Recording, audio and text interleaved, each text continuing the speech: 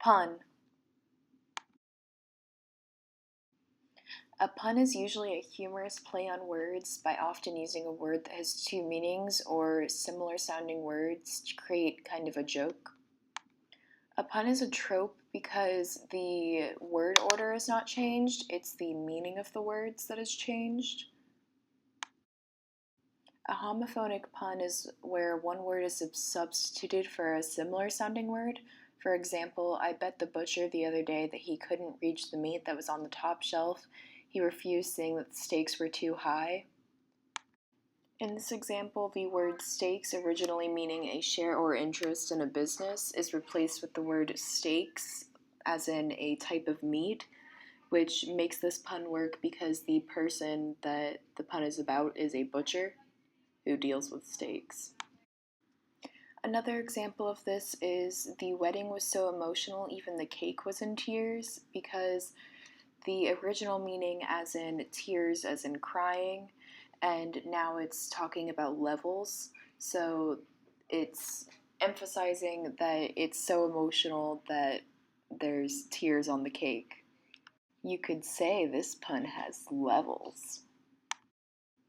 Homographic puns are when one word with two meanings is used or a word with the same spelling is used. For example, did you hear about the optometrist who fell into a lens grinder and made a spectacle of himself? This is a play on words, as in like spectacle, making a scene. And because the optometrist makes glasses, he deals with spectacles. Compound puns are a string of two or more words that sound similar to another string of words. For example, where did you find giant snails? On the end of giant's fingers. This is a play on words because when you say it quickly, giant snails sounds like giant's nails, as in fingernails. Another example would be a man walks into a psychiatrist's office wearing only shorts made of plastic wrap. The shrink says, "Well, I can clearly see your nuts." This is a play on words because shrink is also like shrink wrap. Also, I can clearly see your nuts. They're trying to say I can clearly see you're crazy, but it actually comes across as something else. Some examples of puns in pop culture. Bob's Burgers has a running gag of the store next door during the opening credits that has a pun as the name.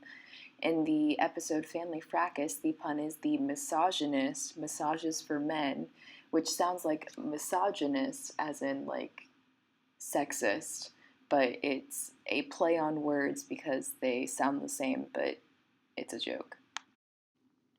One famous example of a pun is in Romeo and Juliet in the opening act.